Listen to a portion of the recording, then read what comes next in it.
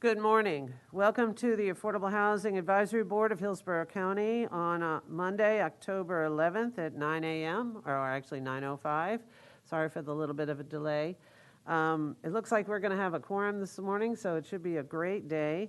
With that, I'd like to start with the Pledge of Allegiance. If you have the ability to stand, please stand, and we'll offer the pledge. I pledge allegiance to the flag of the United States of America and to the republic for which it stands, one nation, under God, indivisible, with liberty and justice for all.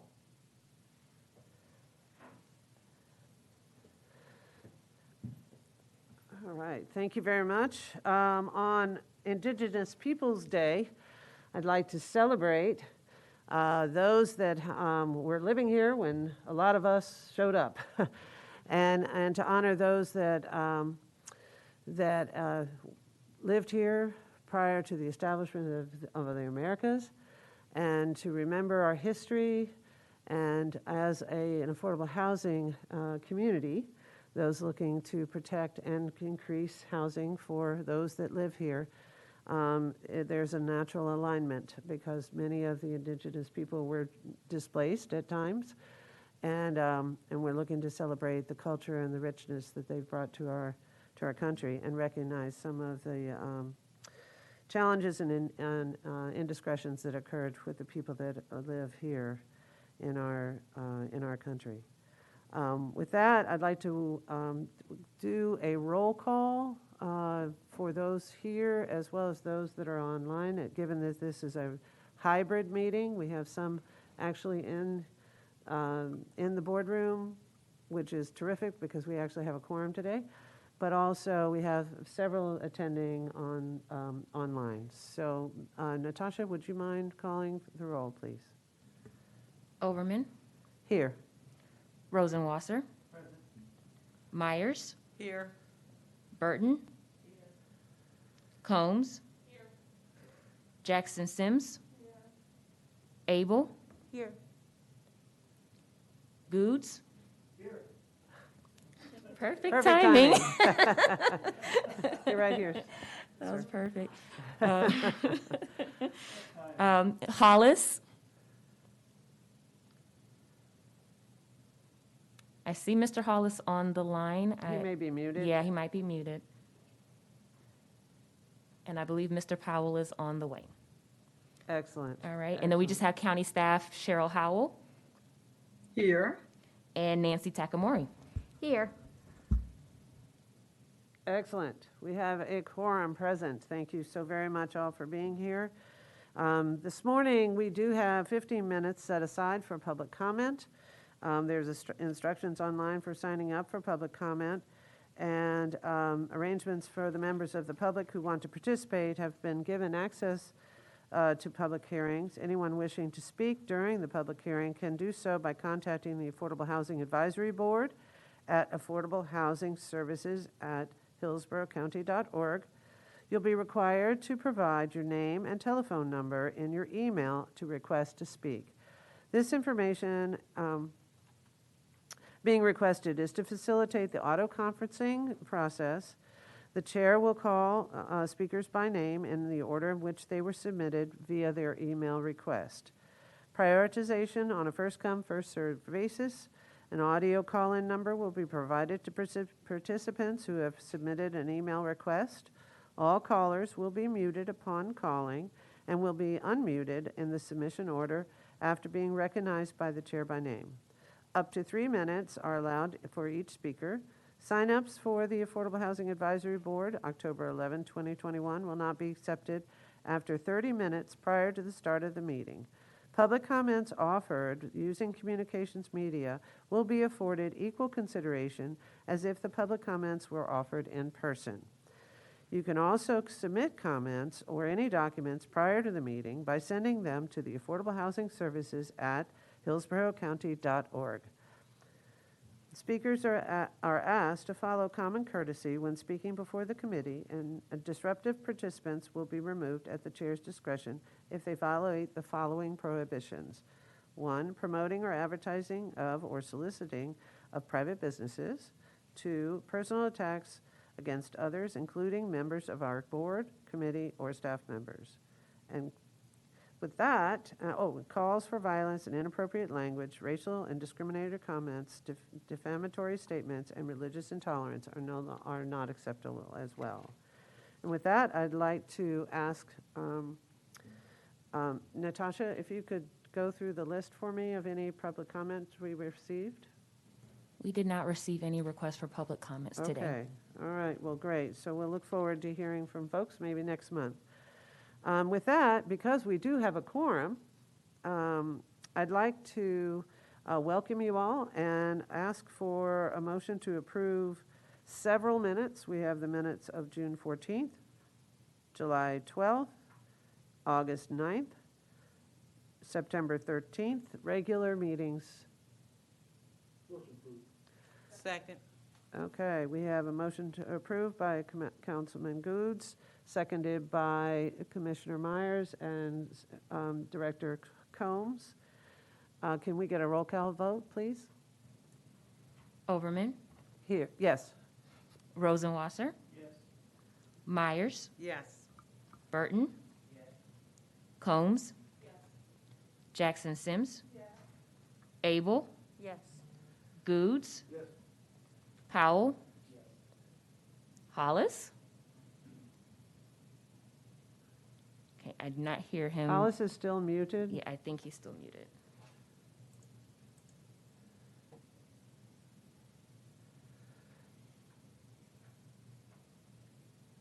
It'll come back to him. Okay, we'll come back to him.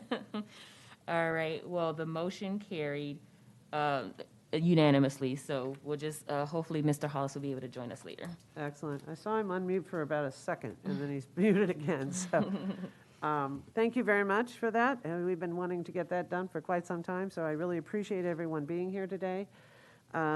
It's great to kind of get back to normal and see all those friendly faces that are part of this board, and thank you for your service. The next item on the agenda is the chair's report and a chair's update. Today, I would like to make sure that I bring to your attention that in last month's discussion, we spoke and saw a presentation regarding the Community Land Trust. The good news is that we were able to bring it to the Board of County Commission and presented it to the board as a process that we'd like to, that the advisory board were highly recommending, and that motion was approved. So the good news is not only have we instruction from the board or approval from the board to move forward on establishing a community land trust, but in the request, I did request 3 years worth of startup costs to make sure that we're able to get that community land trust up as rapidly as possible. Within the presentation, so I would recommend, if you haven't seen it again, to go back and take a look at it. But the steps that we have, that were presented as part of establishing the Community Land Trust will move forward. So we'll be moving forward on that. And so I'm very proud of not only this board for moving that forward and the hard work that our staff, Ms. Cheryl Howell, and many within our legal staff, Ms. Takamori, thank you very, very much for helping us move that forward, along with our consultant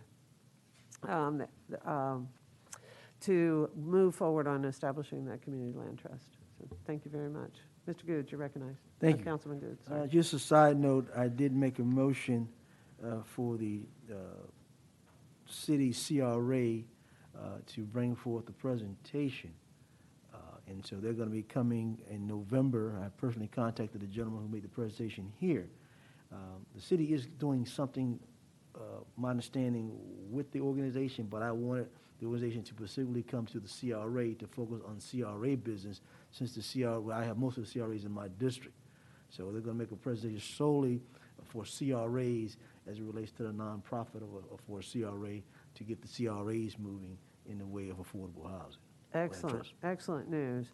Yes, I know the city had previously had moved forward on creating a community land trust, or City of Tampa, sorry, community land trust as well. So we're looking forward to seeing both of our efforts move forward. So that's terrific news.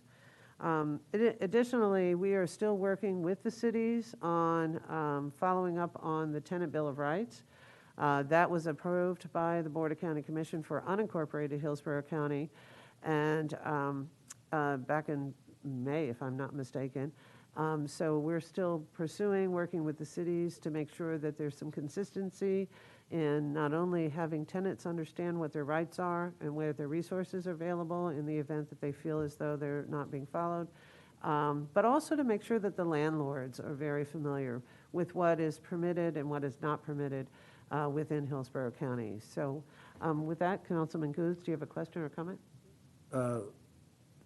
Last week, or the week before that, the legal department did bring back a summary of the bill, the ordinance you have here. They made another motion to bring back an ordinance within 60 days. So hopefully that'll be coming back from the legal department on a first reading ordinance to move forward with a second to go forward with what the county has done, so we can mirror what the county is doing. Excellent. That is really good news as well. And I'm sure Ms. Takamori is going to get consulted quite a bit on that issue to make sure the lawyers all have the same language, or at least as close as possible, so to avoid confusion for our citizens and our landlords, whether they're inside Hillsborough County or not. Mr. Rosenweiser. Turn your mic on. There you go. As a representative of the Bay Area Apartment Association, I've spoken to them about having members of both the city and the county have a special forum for the members of the association to make them aware of everything, their obligations of the tenant bill of rights, so that everybody is aware. Excellent, excellent. Thank you very, very much. Ms. Abel, Yes. did you have a comment? I wasn't sure if you had. No, I don't. Okay, great.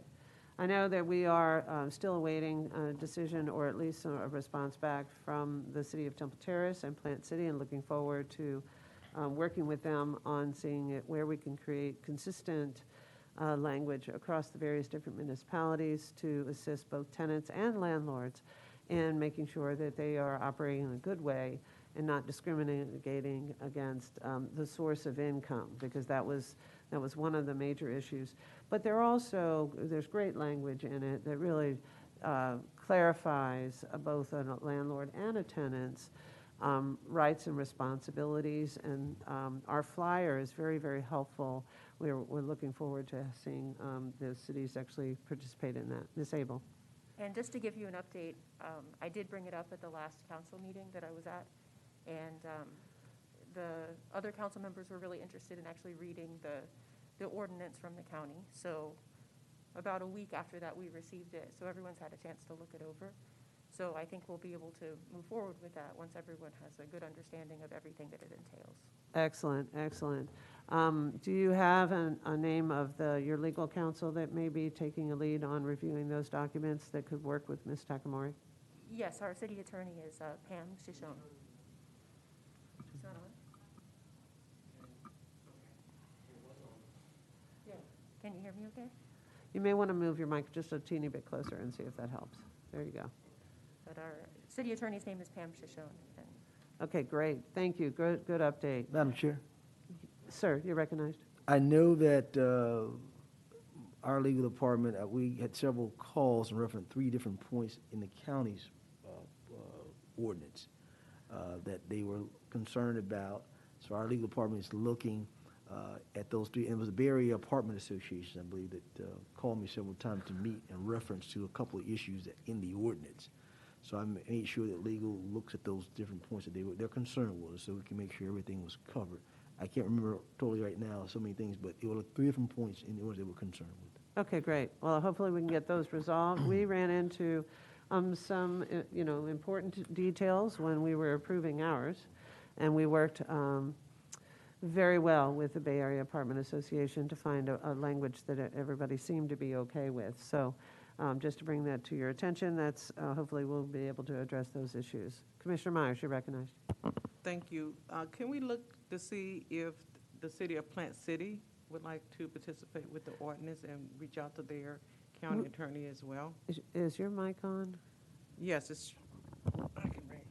Send that if we can have our legal department to contact the city of Plant City regarding the ordinance, and to see if they would be interested in participating, so that way all the municipalities would have the same language if they so desire to approve it. We have done exactly that, and we've not gotten a response back as of yet. The one thing that we have unfortunately received is a resignation by Mayor Lott as our appointee from the city of Plant City, and we are awaiting his recommendation for a member of their elected bodies that could serve as in his place, given that we've received in the last, I think, 30 days, a letter of resignation from Mayor Lott as just due to time constraints. He knows it's been very important for us to have a full quorum, and he recognized that that was very difficult for him to do. So we're looking forward to an appointment or a recommendation for an appointment by the board to the Affordable Housing Advisory Board. Ms. Burton, you're recognized. Thank you. And I just want to say, I don't know how this ordinance would align itself with the city. Your mic, wait, can you make sure your light's on? Sorry. There you All go. right. So I don't know how this ordinance would align itself up with the city has a multi-crime-free housing program that targets specifically in low-income communities and properties that many would consider slumlords. But what it does is that it moves quickly toward eviction. So, you know, while city and county would like the partners on a lot of things, I would just be very cautious to make sure that the county don't get muddled in any type of racist type of programs that would then smear your program. Understood. I recently did a little bit of research on that program to see how it would play in our ordinance, and hopefully it doesn't. Actually, it may actually offer us some opportunities to problem solve in that area. Ms. Jackson-Sims, you're recognized. I'd like to encourage the county staff and the apartment association to continue to aggressively have an education campaign. There is a challenge going on with apartments in the Riverview and Brandon area right now, with several of the complexes there refusing to consider Section 8 as income. I know it's going on because the people are coming to me to talk to me about, I tried, I thought you said, and I think that it is a matter that we started an education campaign early in May, and we have not continued to aggressively continue that education campaign. At least I want to think that's what it is. So for us to have this ordinance, I believe for the ordinance to work, we are going to have to continually educate aggressively, and also look at what happens when you've done all the education you can and people still refuse to comply and follow through on it. Thank you. To answer your question, we were presented with a communications plan for getting this information out, and as you've indicated, there were a couple of outreach center sessions early on, and I'm glad to see that those were somewhat effective. Maybe we can ask communications for us an ongoing type of program, either using our HTV or other resources. But also, I think it is important that we have at least an annual update with landlords to make sure that they are aware. There are punitive charges for violations of it. And if you are aware of those organizations that are possibly ignoring the ordinance, code enforcement actually will serve, or at least advise them of the rules. And there are financial fines associated with that. So I appreciate the heads up. If you'd like to reach out to staff and provide us with some guidance, we'll be able to do what we can to make sure that those rules are followed. Commissioner Myers, and I'll get to Councilman Goods as well as to Mr. Rosenwasser. Oh, wait, Rosenweiser, I'm sorry. To the extent allowable on the sunshine, that, a list of those that, home communities that are not following the law, will go on the statute. Your mic is not on. Sorry. Could you start Within the permitted sunshine law, if you could get to me the list of any communities, I will be happy to personally contact not only the properties, but the owners of those properties. Sometimes the owners are getting the message, sometimes the managers are getting the message, but the owners aren't getting it and enforcing it, and most of these owners are out of state and whatever. So I will make sure that I will get it to both the managers and the owners that they need to follow the law. Excellent. I would recommend making sure that any issues that you represent, to make sure that list gets to Ms. Takamori, and then let staff provide appropriate guidance for getting that addressed. Because I think it is important that we recognize that sometimes people haven't been aware. But to be fair, when they are aware, they need to follow the law. So we will work with making sure that the proper, not only staff, but also where education can be provided to those individuals. And if it's not corrected, the code enforcement is notified and the issue is addressed. But thank you for bringing that to our attention. I appreciate it. Commissioner Myers, then I'll call you. Oh, I'm sorry. Okay. Councilman Goods? You know, sometimes you have to change the dynamics of the game, and you have to look at, sometimes when you look at stigmas, when you hear the word Section A, it's a stigma.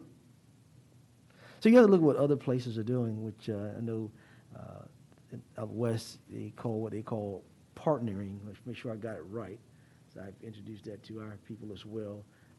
Partnering housing. You change the name. And partnering housing is everybody is included in housing, not just Section A, and you change that name to get that name away from it, and now you have all levels of income living in a development. You change the mindset of everyone. So you have to look at how you're giving out a product. You also have to look at, I received some information from Seattle and some other places are doing as it relates to housing as well. As you look at when you're having developers develop, that you have an ordinance to where if you're going to develop, you have to give something back in return, incentives. But when you can give back in a development or have a strict ordinance for the whole county, including municipalities or however that can be done, to where developers want to develop, we give some incentives. But it's inclusionary, and then you don't have to worry about this exclusive apartment complex or that exclusive apartment complex. You develop, and you develop to where everyone is included in the development, and then that changes the game. So we have to look at those ideas to be a game changer. And so I'm looking at a bunch of stuff from other places to get that concept, but I think that's how you kind of change the game with housing. And thirdly, when you look at 32% of the housing costs, and everybody wants to come to Florida. And Florida has, strict property rights and guidelines. But I think you have to look at the game changer again when you pay taxes. Well, taxes doesn't just raise, that's going to be 32% within a year. We have to look at, also looking at maybe a county ordinance, the ordinance to how we can look at the percentage of rent going up, maybe every 2 years, every 3 years, versus every year, the cost of rent going up every year. Well, if my paycheck is not increasing, how can I live? So these are the type of things we need to also look at and research, of looking at how can we have an ordinance that will align with our Florida statute per se, to say, well, we're not going to have rent increases, jump up 32% in 1 year, and then all of a sudden someone who's paying an average $800, $900, now their rent just went up $400 or $500. Well, my pay ain't went up. And now I can't get gas, I can't get daycare, if I get a single parent, I can't do this, I can't do that. And those extra little dollars do help along the way. And we got this medium income, sometimes to me, it still isn't rationed out, this area medium income. Still isn't rationed out, but we use that as a guide. But you got to have non-subsidized money to also help those people that fall into that gap, and that's a problem as well. That's why with our ARPA money, the council said that we would want money that's non-restricted to where you can do what we need to do to help everyone, and not, and still those folks at the bottom sometimes can't get help because the guidelines are so stringent still there too. So I think those are 3 points that this board needs to look at as a holistic goal of everybody in this county, including Temple Terrace, Plant City, to see how we can craft something to where everybody's on the same page. Excellent comments, and we actually are. So there's 2 items on today's agenda that address some of those issues. Ms. Jackson Sims, and I'll get back to you. No, I'm sorry. Go right ahead. Okay. Ms. Councilman, Wilson-Watson? you raised some excellent points. I, as in my capacities with the local, state, and as president of the local association, president of the state association, and chairman of the board of the National Apartment Association, started affordable housing committees on each and every one of those. And those are doing extremely well and functioning as they are. There is, unfortunately, a stigma when you talk about Section 8. I'm not sure what we would call it, but there are those who don't want to, unfortunately, there are those owners that want the haves and not the have-nots, and that is very unfortunate. I can tell you that within my company, and we manage about 40 communities, many located in Hillsborough County and throughout the state. I make it part of my management agreement that rent increases will be limited to a certain amount, and that if I have to personally make an investment in that property in order to ensure that, I do so. I've actually terminated a management agreement because of it. So it is a very hard effort. Unfortunately, people are paying crazy prices for real estate these days.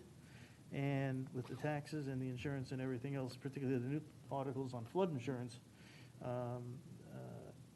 they're trying to figure out a way to get it back. So it's a multi-pronged effort that we really have to work hard at. Thank you. And actually, in the language of the Hillsborough County ordinance, we're very careful about about addressing that discrimination and how the language is written.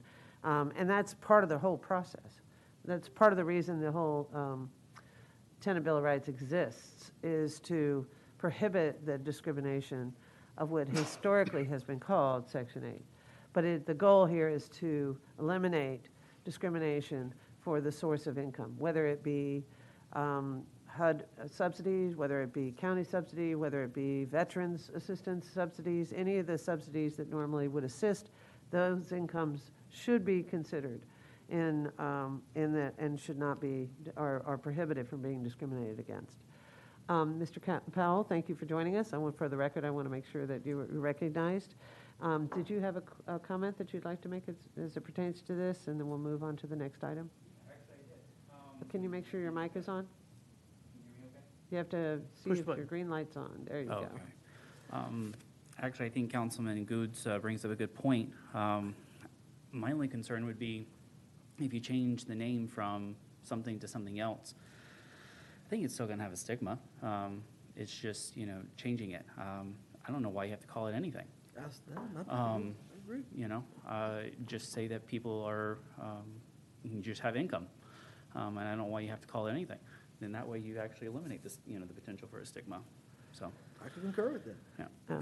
So if you haven't downloaded the document recently, take a look at it again, and we'll continue pursuing ways that we can adopt it within the cities so that it's uniform across Hillsborough County, and that we work on developing enforcement and making sure that not only the tenants are aware, but the landlords are aware of what a great program that Tenant Bill of Rights is for making sure that people have access to housing and are not discriminated against within the law.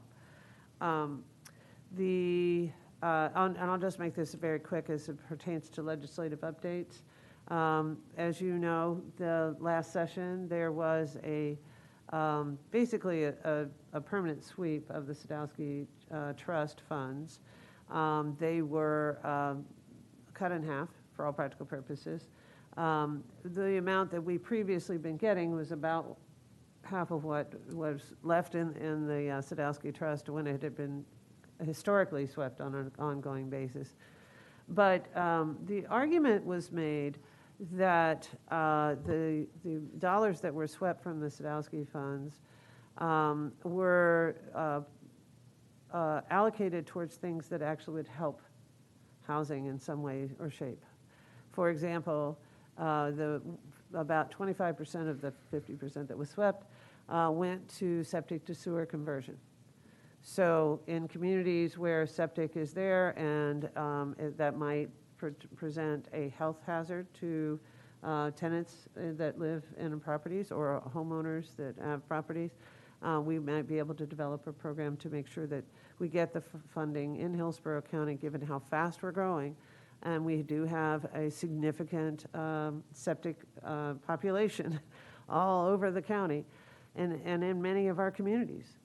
So having money go there, my goal is to work with our local delegation along with our full legislature to ensure that Hillsborough County is able to benefit from that decision to take about 25% of what previously had been the Sadowski funds to bring that back to Hillsborough County. Additionally, the other 25% of the 50 that was swept permanently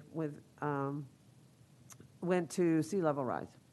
And that also is very important in our communities where we have affordable housing that may be subject to flooding or subject to sea level rise that would be maybe not immediately thought through. So for example, if we were to have a surge and it goes up our river areas and to cause flooding in those areas, we want to make sure that we're doing everything we can to address that issue, along with what the fallout of that is higher insurance rates, which also affects affordability in our communities for those homeowners that have purchased through the first-time homebuyer program or in naturally occurring affordable housing where we're able to purchase a home.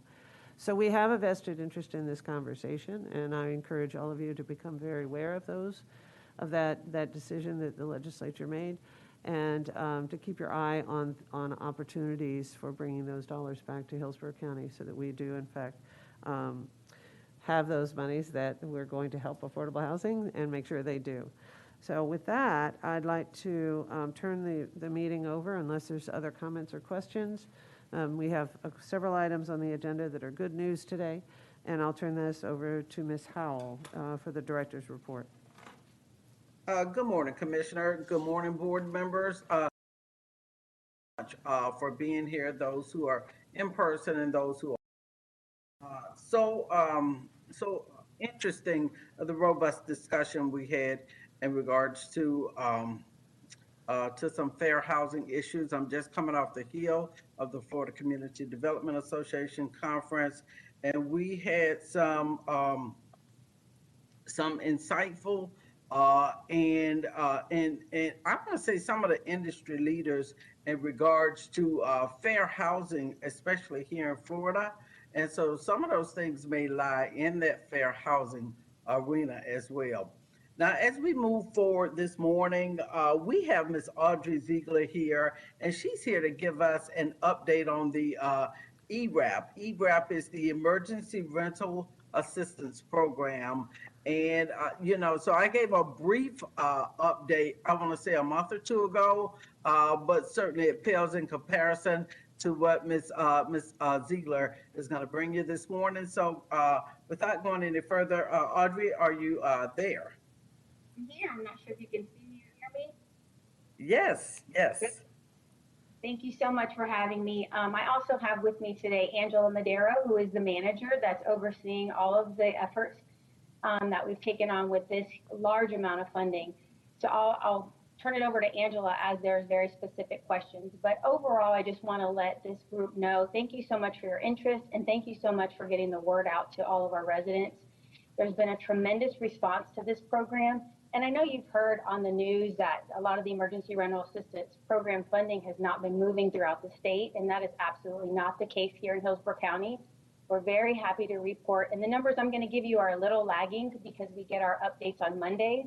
And so this is last Monday's report. I don't have the new numbers yet, but we are obligated at over $32 million, and that's for over 8,600 applications. So we're assisting quite a few families here in Hillsborough County that are eligible for this funding. And we've relaxed a lot of the guidance or a lot of the criteria based on the guidance that was provided. So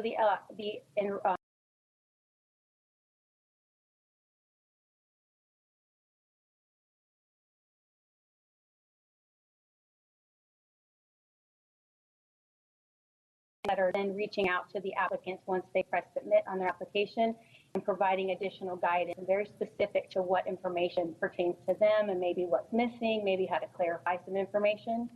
We've also partnered with the city of Tampa, so we're also happy to say that part of that funding that's obligated is almost obligated all of their portion. And what that means is that with the county's portion, we'll continue to serve residents in the city as they apply as well. So we partnered with the city of Tampa and did quite a few outreach efforts where applicants were able to come in and have in-person assistance, whether it be that they just needed Wi-Fi connectivity or they needed an expert to help them complete the application. So overall, the outlook for this funding looks good. We will not be part of the clawback. It doesn't look like we'll have all of the necessary spending in place and obligated so that Hillsborough County and the city of Tampa won't have any of our funding pulled back.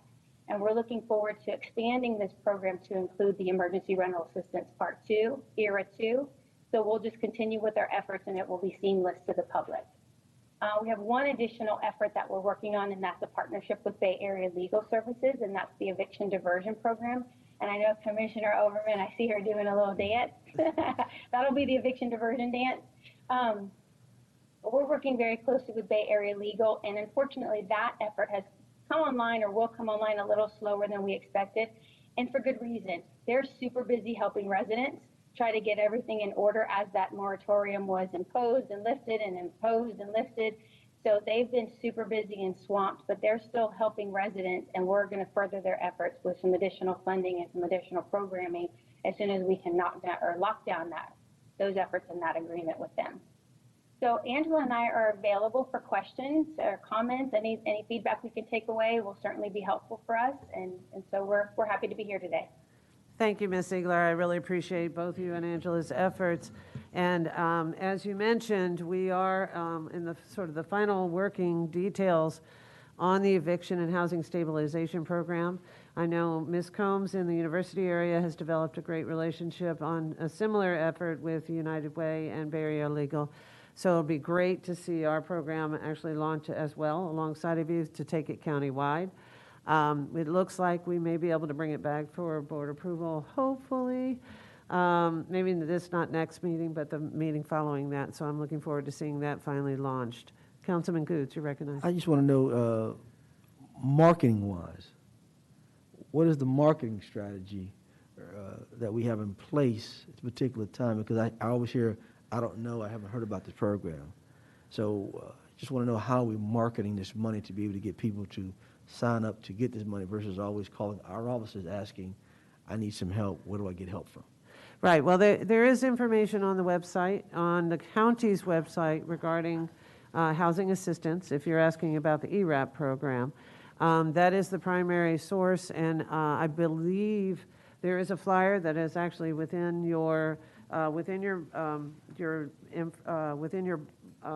board packet that talks about the rental and mortgage assistance flyers. These flyers are available. We're working with a variety of community centers, and hopefully we can actually get them in the libraries. But they're going to, I will say, when it becomes important to someone, they're going to call our offices, which keeps our offices quite busy. I will tell you, we probably get, I don't know, maybe a dozen phone calls a day or two.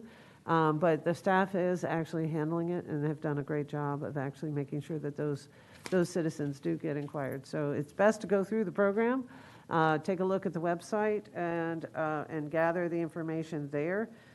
That is available, but these flyers are also available, and we're looking to see if there's a way we can get them distributed around the community so that they're available in places that our citizens go. Now, I'm just wondering if there's any radio marketing, TV marketing to where some of these radio stations or television stations can do a public service announcement in reference to the program so people can see, because a lot of people don't have internet. People assume a lot of people have internet, but a lot of people do not have the web. Right. Right. Well, maybe we can ask staff to come back and give us some ideas about how we can best do that, and I think that might be the best way to approach your request. Ms. Commissioner Burton. Overman? To Mr. Goods, we were on the radio. I want to say Audrey spoke with Representative Diane Hart. We went on that radio show, and so there has been some targeting going out to the low-income communities for this program before it went out, before it started, and during as well. So, And I appreciate that, but, you know, everybody doesn't listen to AM. A lot of people listen to Cyrus, other avenues, and they don't listen to some of these local stations. Like when I was growing up, it was common to listen to certain stations. And so we have to look at other areas of marketing when you talk about broadcasting to get the message out a little wider. So just for FYI. Excellent. Commissioner Myers, you're recognized. Thank you, and thank you, Ms. Howell, for sharing that. Ms. Ziegler has been on WTMP. Articles have been in the Florida Sentinel. One of the things that I would share with us is that as we go out in the community and go to various places, we can take the flyers with us to leave at various organizations. That's what I do to help promote the housing and the county's health care plan. So it's Excellent. always people that are in need of those two, health care and housing information. Excellent. And you are correct. There's been multiple, Ms. Ziegler's also been on WMNF. Actually, I'm doing a podcast tonight on evictions and the issues associated in our community. And I think there is a continual effort by all of us, as well as the staff. But again, oftentimes, and with this program that comes out, once an individual is actually subject to eviction, they've been served. The goal here is to be able to provide them with the support they need in order to have that eviction addressed before it becomes final. So that's part of why this is so important, to make sure we don't get behind on that power code. I'll get to you, Ms. Burton. Mr. Powell, you're recognized. Thank you, Madam Chair. Are we able to either ask Bay Area Legal Services or maybe our own county staff to reach out to the JAs and ask if, while something is going through the initial eviction process, if that particular person has applied for rental assistance, and see if that's an avenue for deferment? That's actually part of the program. So Okay. hopefully we'll get there. We are great, like minds. Okay, we are on that, and that was idea. part of the reason the whole program is called not only eviction mitigation, but also home stabilization, is to be able to address it on both fronts. So we're able to do that. Ms. Burton. Do we know how many cases have actually, eviction cases has moved forward in the wonder of having this great funding? That's number one.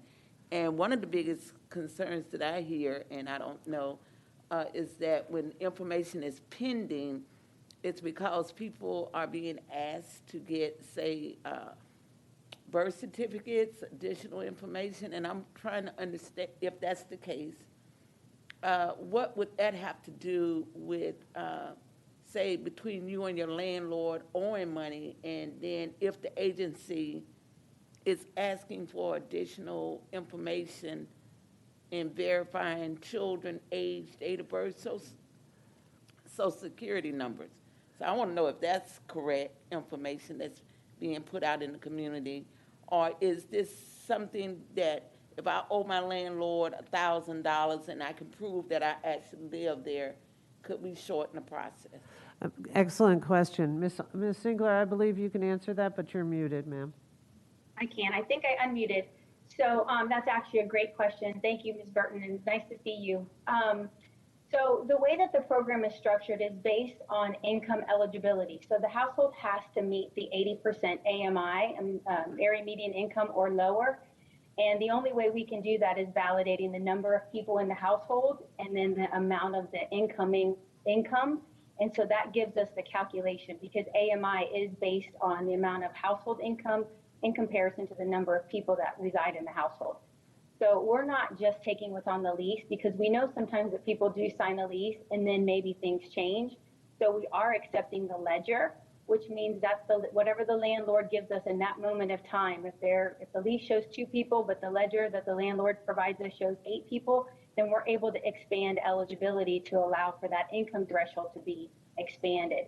So we're always erring on the side of how to provide the benefit, not being so restrictive. And our clerk's office does request that. So once the case, just to get you kind of a little bit in the weeds, once the application leaves the social services review process, it does then go into the clerk's office review process for payment. And they are looking to see if we're determining eligibility correctly so that there's no pullback on these funds if we're ever monitored and said that this may not be an eligible household. So income eligibility is the first kind of line of defense to get the person through the door. So we are having to verify who those household members are.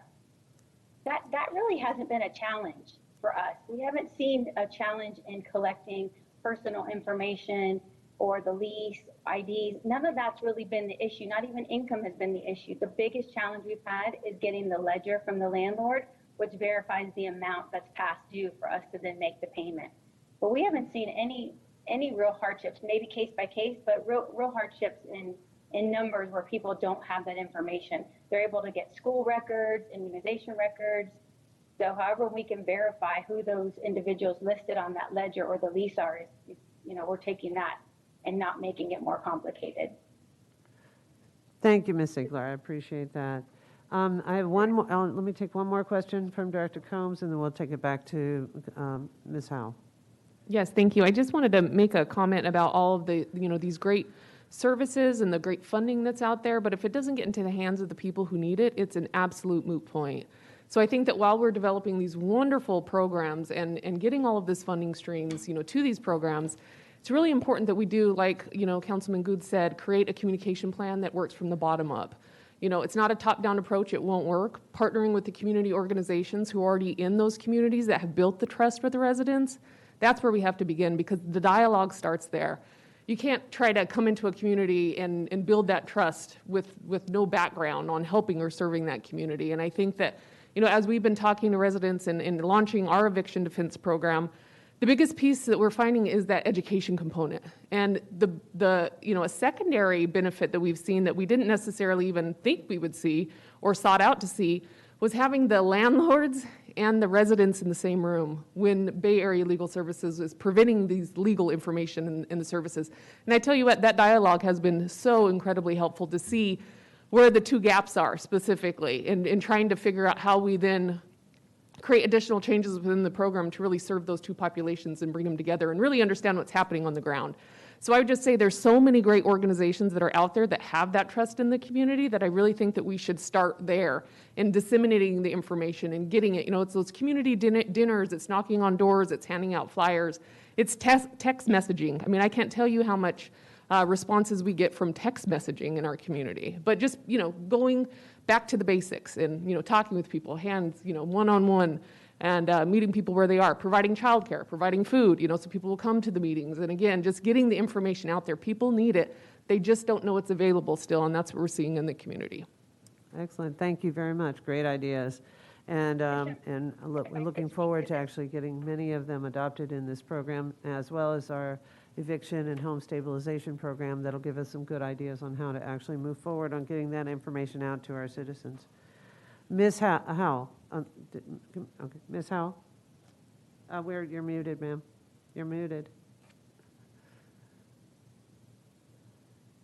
I want to go back over to Ms. Ziegler for just a moment, please. Ms. Ziegler?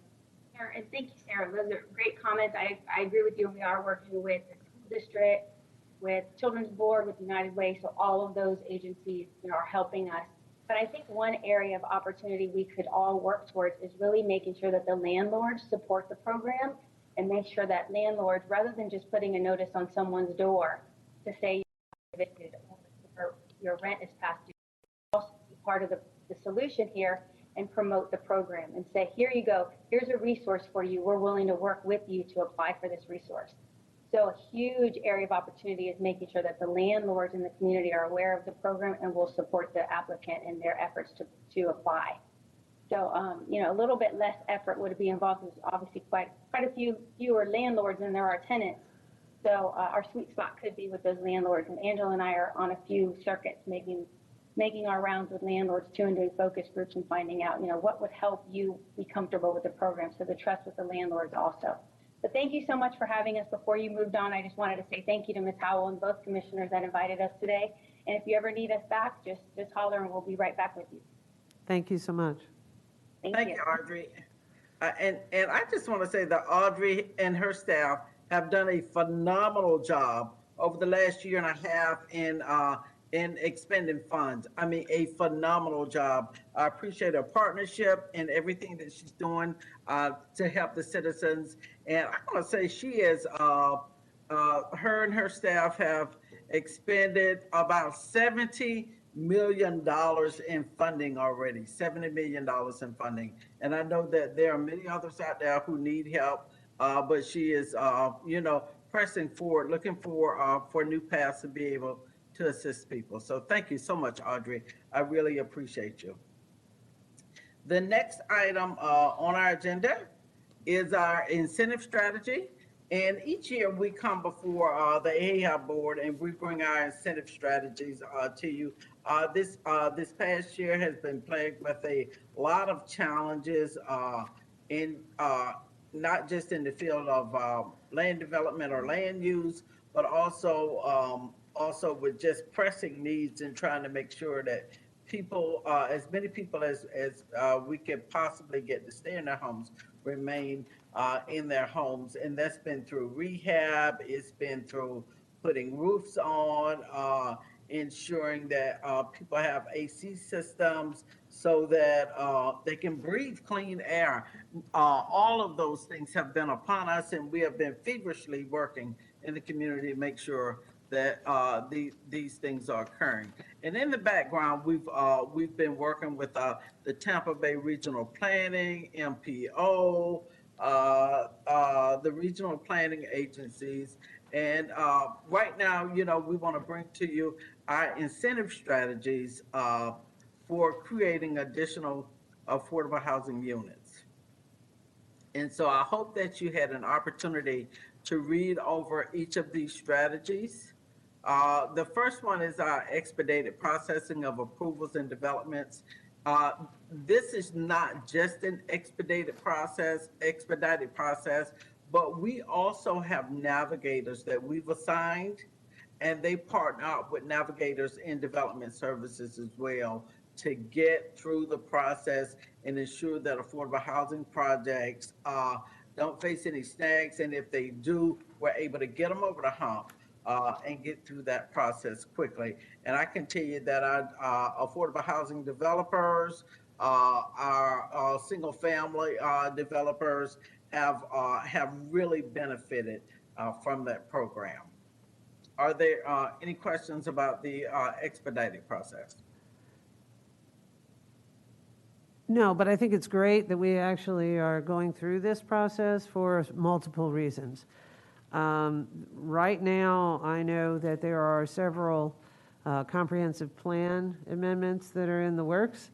There's a lot of urban planning and smart planning going along in that comprehensive change.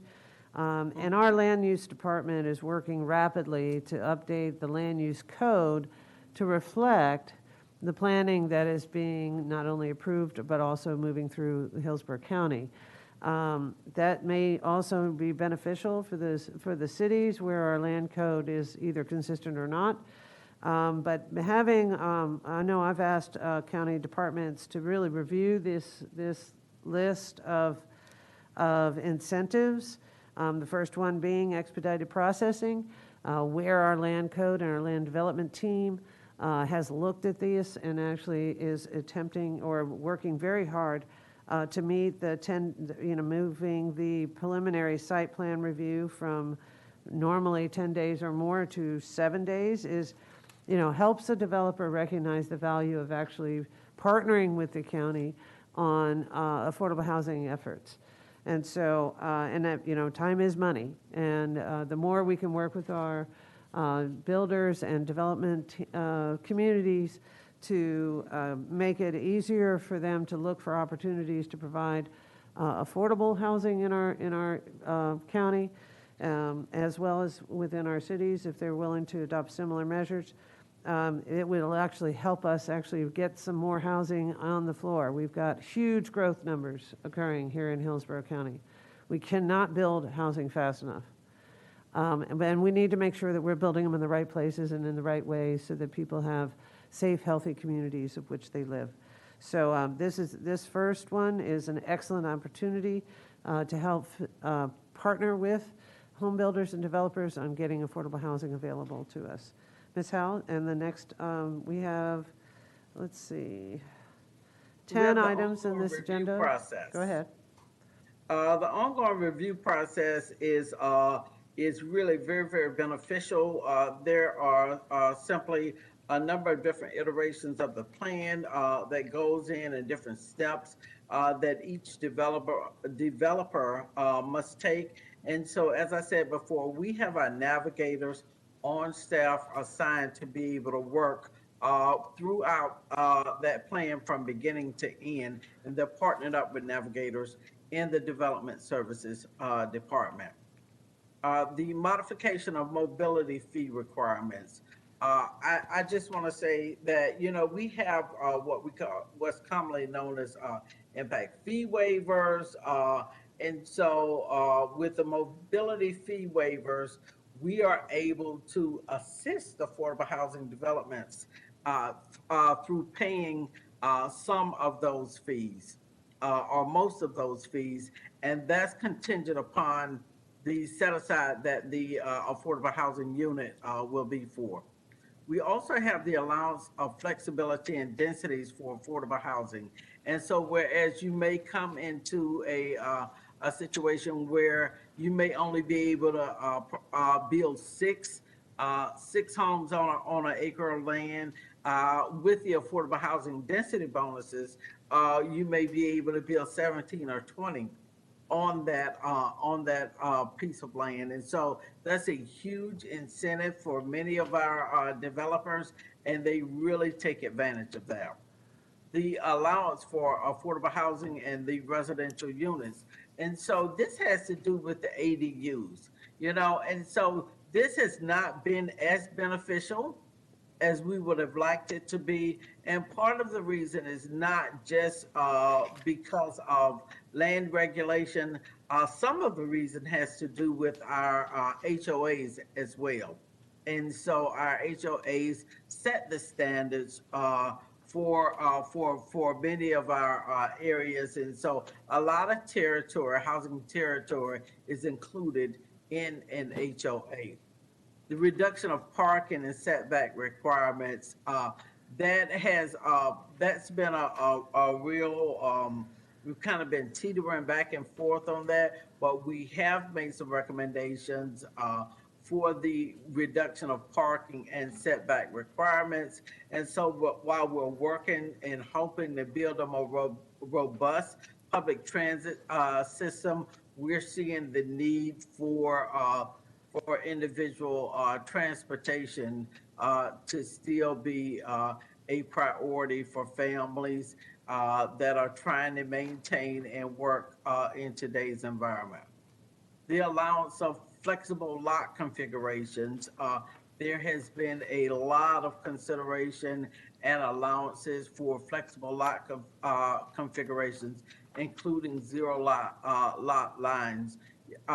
Like I said, we do have navigators that's within our shop, navigators that's within the development services shop that work together that help our affordable housing developers to utilize these resources.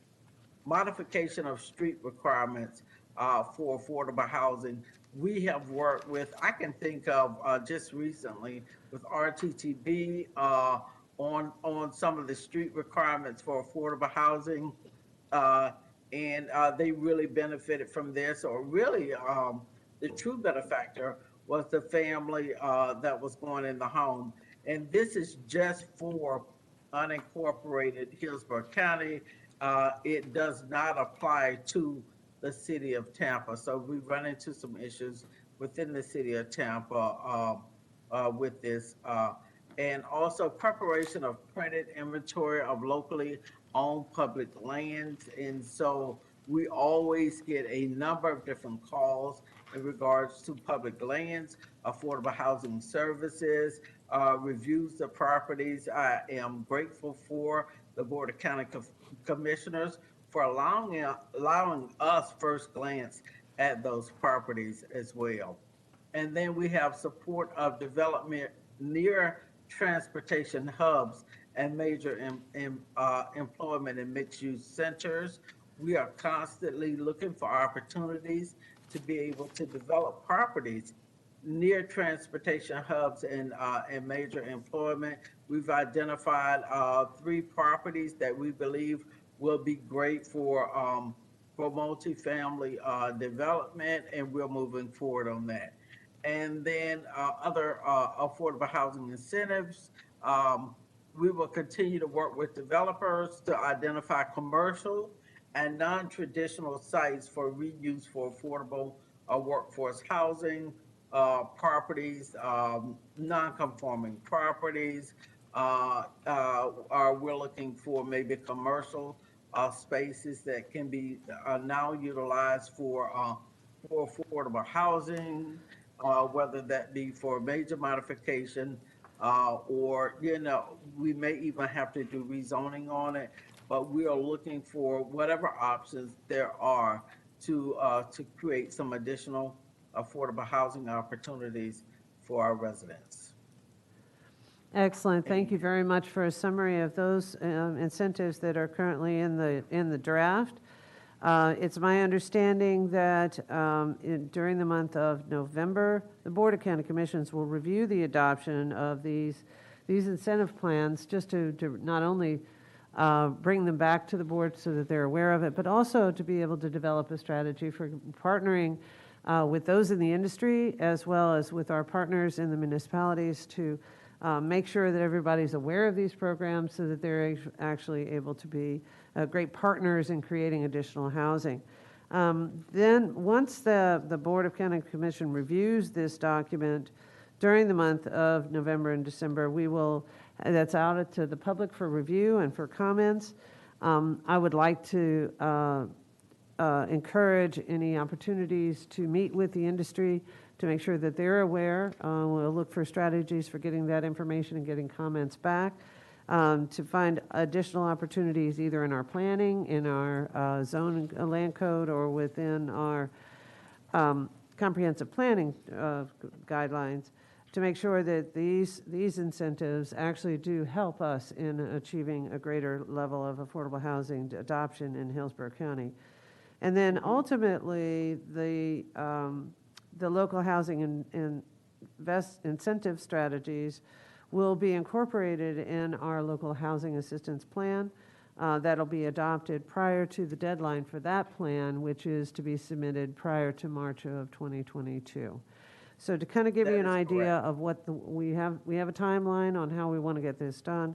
But if you see or think of or have in the speaking with developers or with their legal counsel or whatever, see other opportunities that we have maybe missed, please feel free to get that information to Ms. Howell and to Ms. Takamori or our staff, so that we can ask staff to take a look at how we might add additional items or clarify those that are here on the list. Because there's some great opportunities here to partner with the industry to help us get where we need to go. And then when we're also addressing the community land trust as part of that, I think we're doing a great job in Hillsborough County of looking and having no stone unturned. Ms. Jackson-Sims, did you have a comment or a question you'd like to? I do. You recognize? Ms. Howe, I'd like to... Is your mic on? Yeah, the mic is on. Okay, great. I'd like to encourage you and the staff to look at item 7 again. I also wrote that incentive of allowing for sidewalks on one side of the street some years ago, but have come to find that while there's a cost savings up front for the developer, there are safety hazards that outweigh that for the residents who end up living there. So children are not going to cross the street to get to the sidewalk, no matter how many times their parents tell them to. Senior citizens that are trying to come outside and walk with a walker are not going to cross the street with their walker or their chairs. So rather than eliminating it on one side of the street, maybe you can just consider reduction of the size of the sidewalk for both sides of the street, which would equate to the development community still receiving cost reductions, but for us continuing to take care of the health and safety of the residents. Excellent, excellent comments. I noticed in here that, there's no room for change on garages, but there's room for change on safety. And given the Hillsborough County has adopted a Vision Zero stance, how we balance the actual cost and do that through the mobility fee waivers and other items, I'm sure that's a negotiation that occurs in that process. But thank you for bringing that forward, because I think it is important that we create safe communities. And in addition to meeting Vision Zero guidelines, but especially in those communities where hazards do present themselves, and we want to make sure that we're building safe communities in that respect. So I do truly appreciate your comments. Thank you. Thank you so much, Ms. Sims. I just want to add that, while we're considering all of these, please note that the width of the sidewalk also has to do with people who have physical challenges. Yeah, And ADA so, compliance.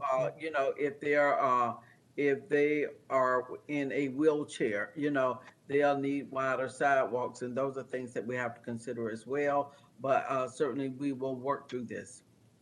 Thank you so much for your insight. Thank you very much, Ms. Howell. And if any of you have any ideas that you'd like to submit, we're in that review period. So please feel free to get that information to Ms. Howell and Ms. Takamori.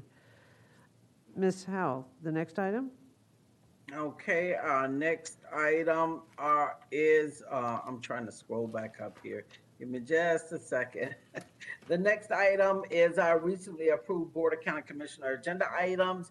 And as Commissioner Overman said, we did get the approval for the CLT, and so we're working with Florida Housing Coalition on that. And so I hope you got an opportunity to review some of the other items that was on the approved items that was included in your packet. In our Affordable Housing Services report, I want to scroll down here for just a minute here. We highlighted one project in particular this month, and that's our Habitat for Humanity. We are working with Habitat for Humanity to develop 12 lots. And so I'm excited about this. And if you've ever been out to one of the Habitat homes, you'll know that they do top-notch work. I mean, the homes are beautiful. The people are always so excited. They're spacious, just very, very nice homes. And so we are so excited about this project and what they're planning to do. And so this is for 12 lots, and they're for single-family homes with attached garages as well.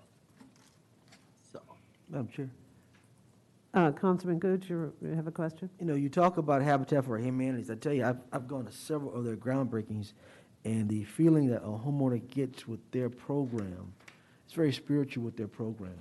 I mean, they bring a sense of real home ownership. The person is involved in the process, working with the home, and they have these different pillars when they get ready to open the home with the ribbon cutting, that you go through these different pillars about the house and about the spirituality of the house and home. So I'm a very big supporter of them, just the way they do things, and they do business well.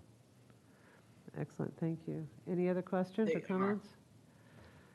We have had some great things occur over the last month or so. We broke ground up in the university area with Sky Uptown, which is pretty exciting. I love throwing dirt when it comes to building more homes. It's always a lot of fun. Both Commissioner Myers and I were there, along with several other representatives from our local community. Very excited about that particular program. Then I believe we heard from New Life Village recently that they are doing an expansion of their program. Habitat's had some great successes in creating some home ownership there. So I'm really pleased. We are moving the needle, folks. And we have a big needle to move. But I'm very proud of all the work that our Affordable Housing Department has done. I mean, they monitor a significant number of properties, and we are investing those dollars, that not only the annual $10 million, but we got an extra $1 million this year. Actually, yeah, extra $1 million. $2 million, actually, if I'm not mistaken. But the good news is we're putting all of our effort and our shoulder against the goal. So, Ms. Howell, did you have other items that you'd like to cover? No, I did want to share that we had our groundbreaking ceremony for New Life Village, and that's 16 additional homes that will be coming on board for grandparents, really, who do kinship care. And so that's a very unique program. So we have many of our children that have been removed from their homes with their parents and are in kinship care. And this program is particularly special because it provides affordable housing for some of our grandparents who now have the responsibility of raising their grandchildren as well, or foster children. So this is especially a unique program that we have here in Hillsborough County. So, but I want to say that is it for our Affordable Housing Services report. Excellent, thank you. I have one more thing that I want to add, and I know that Audrey shared about the ERAP program, and that's a rental program, but we also have assistance for people who have fallen behind on their mortgages. If you will look in your packet, we have, I want to say HEA, Housing and Education Alliance, has a contract with the county to provide mortgage assistance for people who are in need. And we have Palm River area CDC, and they are also providing mortgage assistance. And we also have our REACH program, and they are providing mortgage assistance as well. And so while we have a lot of activity going on in our rental assistance program, we just want our residents to know that there's assistance with their mortgages as well. Excellent, excellent. And for those that are watching and may not be able to see the flyer, as it pertains to mortgage assistance, there is a benefit available to assist with covering past due mortgage payments, including principal, interest, and insurance, in a total amount of not to exceed $7,500 for a period not to exceed 3 months. I think it's really important that we get this information out to those that, especially those that may have participated in the first-time homebuyer program in 19, and now, because of COVID, they either got laid off or had their hours cut back, or they lost their job because, their child may have been quarantined too many times. I mean, there's lots of reasons why people find themselves in a financial difficulty given where we are, given the impacts across the board as far as the pandemic is concerned.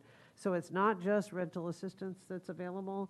These 3 organizations, as Ms. Howell referenced, the Greater Palm River CDC, the Housing and Education Alliance, as well as REACH, which is an acronym, but are 3 organizations that assist those individuals that need assistance with their mortgage payments to bring them current so they don't lose their actual home that they've been investing in. So thank you, Ms. Howell, for bringing that forward.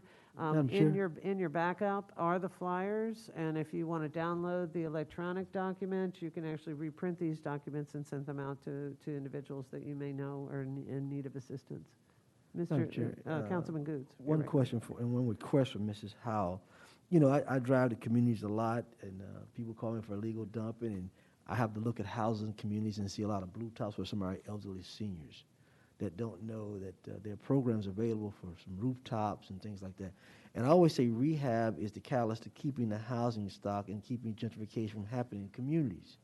So if you can just give an update at our next meeting of reference to the rehab program that we have, and it's like I tell the city, a lot of times these funds come with a lot of federal and state guidelines. So I'm hoping that there's some money somewhere that is non-subsidized to be able to get through a lot of the red tape for some of these folks to be able to actually get the money to really rehab their homes, to put a roof on, to get an AC unit, to do some electrical work in some of these houses, or a floor that's an old wooden house that's falling apart. So if you can just give a brief update on the criteria of the program, if there's any non-subsidized money for some of these people who were maybe making some money, but now they were laid off, or they could be seniors that they're on a fixed income. And, we talk about this area median income. Sometimes people are right in that threshold, and they lose out because of that. So that's why I would say we have to find funds for some non-subsidized money to be able to help those folks as well. So if you can give an update on that at our next meeting, and again, some criteria guidelines and any non-subsidized money to help some of those folks in that shortcomings. That's excellent request. Thank You'll you notice so in your much. report that there is, in the newsletter, it does show that in 2021, there was a single-family owner-occupied rehab, about $3.2 million was allocated there.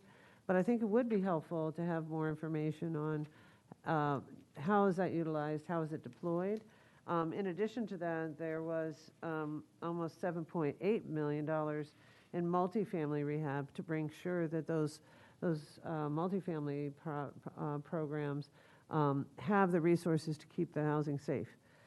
So I would encourage, we will add that to next month's agenda if Ms. Howell's able to get that information back to us by next month. Were you able to? Okay, great. And I just want to say thank you so much, Councilman Goods, for posing that question. And so we currently, all of our resources that go out have some income requirements to them, all of those resources. But I'd be more than happy to bring a report back to the board, outlining the use of those funds and how they've been allocated. Just an FYI, we have a targeted rehab program that does cover East Tampa. It covers East Tampa, City of Plant City, City of Temple Terrace, and unincorporated Hillsborough County. So we do have a targeted rehab that covers that East Tampa area. And so I want to say we went into contract in July, August, with for those services, and so I'd be happy to bring you back a report. I'd be definitely interested in that portion. Excellent, excellent. Thank you very much, and thank you, Ms. Howell. You always deliver. I can't tell you how much I really appreciate the hard work of our Affordable Housing Department. They do a terrific job of getting us the information we need, helping deploy these programs. We have pushed the envelope over the last 3 years. To getting a lot of things moving forward, and so I'm very proud of the work that your department does, and I can't thank you enough for the work that you and your entire department have provided us, especially as the Board of County Commission has continued to make affordable housing a priority in Hillsborough County. So are there any future issues that, other than the one Councilman Goods brought up? Ms. Combs? Yes, we talked about this earlier on in the agenda, but I think it's important to point out again. We talked about the infrastructure challenges in our community, and as we're working on affordable housing, it's so incredibly important to look at the infrastructure challenges in our community, because we can't build on top of infrastructure challenges that are bad. So I'm talking about septic to sewer, and then water as well. A lot of residents in our community are on well water, which is contaminated. And so we talk about the health disparities in some of our communities. They're attributing to this. So I know that the Sadowski funds, some of that funding went to infrastructure, and so it would just be helpful to know how we would be able to access that funding to improve the infrastructure in the communities that we serve. And I know that this is the Affordable Housing Board, so it doesn't necessarily oversee that, but I think it's important that we don't just stop at the edge, but we blend, because it does impact affordable housing if we're not improving the infrastructure. And I know that there's a lot of money out there. I just haven't been able to figure out how to get it. And so I think it would be super helpful, just a roadmap of how we access those funds or apply for them. I think a lot of different communities would be able to take advantage of that. Excellent comments, and I agree. You know, we are still in the development stages of planning for the American Rescue Plan dollars, of which affordable housing is a part of that, as well as the other items that you described in when it comes to infrastructure. So as that plan evolves, I'd like to make sure that this board does consider ways that we would like to offer a recommendation or offer some strategies we'd like to see utilized in that area. So maybe that could be something we can discuss at the next meeting. So thank you for bringing that Commissioner forward. Overman, if I could just respond to ahead, Sarah. Sarah, so Affordable Housing sat on a panel with Tampa Bay Regional Planning Council and the Schimberg Center. And the Schimberg Center and Tampa Bay Regional Planning Council are working on a plan right now that outlines a number of different things. And they are set to present, I want to say a little bit later this month, on their outcomes. It was a planning study that was supported through JP Morgan and Chase. And with that, they are looking at resiliency issues in all of the communities throughout the state, but more specifically, Hillsborough County is what I'm concerned about. And so with that, we're looking at how we may be able to benefit from that process. So I want to say that the state lags a little bit further behind in their planning process and getting money out. And so I know that, you know, the plan to use that money for resiliency seems like it was a long time ago, but not in terms of planning for state dollars. It's not been that long. And so there is no access to the funding right now. And so all of the planning is being taken place right now. Most of it is happening through the planning agencies and organizations that cover either regional or county areas. And so there's no clear path for a nonprofit to engage at this particular time. I am keeping my ear to the ground on this because I want to make sure that that Hillsborough County gets its fair share. Excellent, thank you very much. And with that, the only other items I have is a thank you to Dr. Strom. Her term as a non-voting member recently expired. And so I received a letter of thanks for her participation. I have every intention of calling her back to see if she'd be willing to consider staying with us, because I think the voice that she provided was enormously valuable in the thought process and how we've developed our focus over the last several years. And so as a valuable member, I plan on reaching back out to her. In addition to that, we've been asked by the Department of Health to focus on the marriage between, or the linkage between health and affordable housing and stable housing. And so there will be an advisory member that will be joining us to help give us some guidance on how we take a look at affordable housing, how we help with communities, and how we move forward in addressing the nexus between good health and well-being, as well as and how that relates to access to housing, or stable housing, and a roof over a family's head. So with that, if I don't see any other items coming forward, I will call the meeting adjourned. Thank you so very much for attending today. I appreciate it.